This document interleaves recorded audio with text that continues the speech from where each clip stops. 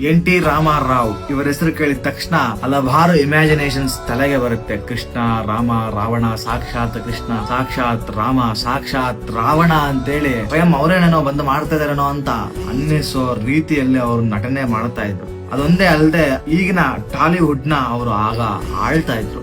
ಅವ್ರು ಹೇಳಿದ್ದೆ ಟಾಲಿವುಡ್ ನಡೀತಾ ಇತ್ತು. ಅವರ ಸೊಸೈಟಿ ವರ್ಕ್ಸ್ ನೋಡಿದ್ರೆ ನೀವು ಶಾಕ್ ಆಗ್ತೀರಾ. 1983 ಅಲ್ಲಿ ಇಂದಿರಾ ಗಾಂಧಿ ಪಾರ್ಟಿ ಅಂದ್ರೆ ನ್ಯಾಷನಲ್ ಕಾಂಗ್ರೆಸ್ ಪಾರ್ಟಿ, ಇವರು ದೇಶಾದ್ಯಂತ ಕಾಂಗ್ರೆಸ್ ಪಾರ್ಟಿ ಆಳ್ವಿಕೆ ಮಾಡ್ತಾ ಇರುತ್ತೆ. ಆಗ 9 ತಿಂಗಳಲ್ಲಿ TDP ಪಾರ್ಟಿನ ಸೃಷ್ಟಿ ಮಾಡ್ತಾರೆ. ತೆಲುಗು ದೇಶಂ ಪಾರ್ಟಿನ ಸೃಷ್ಟಿ ಮಾಡಿ 9 ತಿಂಗಳಲ್ಲಿ ಇಂದಿರಾ ಗಾಂಧಿ ಮೇಲೆ ಗೆದ್ದು ತೋರಿಸ್ತಾರೆ. ಅದು ನಾಯಕತ್ವ ಅಂದ್ರೆ ಆಂಧ್ರ ಪ್ರದೇಶಿನ ಸಿಟಿಜನ್ಸ್ ಗೆ ಅದು ದೊಡ್ಡ ವಿಚಾರ. ತೆಲುಗು ದೇಶಂ ಪಾರ್ಟಿ ಅಂದ್ರೆ NT ರಾಮಾರಾವ್ನ ಗೆಲ್ಲಿಸ್ಲೇಬೇಕು ಅಂತ ಹೇಳಿ ಗೆಲ್ಲಿಸ್ತಾರೆ.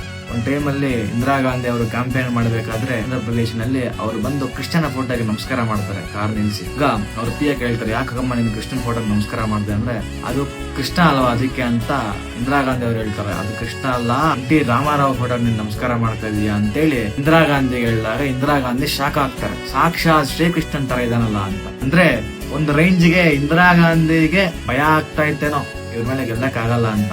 ಮತ್ತೆ ಇನ್ನೊಂದೇನಂದ್ರೆ ಈಗಲೂ ಸಹ ಅವರ ಬರ್ತ್ಡೇನ ನೆನೆಸ್ಕೊಂಡು ಅವ್ರ ಬಗ್ಗೆ ಎಷ್ಟೋ ಜನ ಕಾಂಟೆಂಟ್ ಕ್ರಿಯೇಷನ್ಸ್ ಮಾಡ್ತಾ ಇದಾರೆ. ಅಷ್ಟು ಜನ ತೆಲುಗು ದೇಶಂ ಪಾರ್ಟಿ ಇದಾರೆ. ಎಷ್ಟೋ ಜನ ಅವರಿಂದ ಬದುಕ್ತಾ ಇದಾರೆ. ಅಂದ್ರೆ is not on common man, is on visionary leader.